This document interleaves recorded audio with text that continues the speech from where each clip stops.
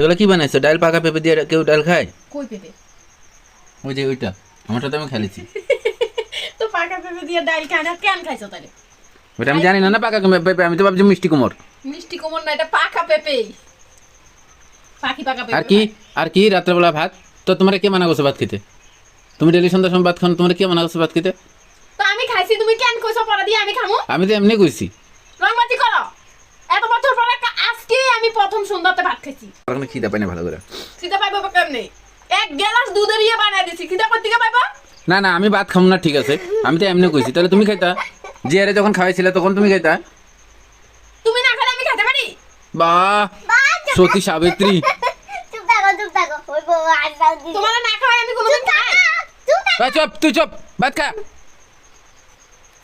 তোরা আজকে আমার নিরামিষ, তো কি করস? নিরামিষের দিনকে তুই মাংস খাবি, আমি কি মাংস খাবো নাকি? সব হয়েছে তোমার লিগা, সব তোমার লিগা হয়েছে।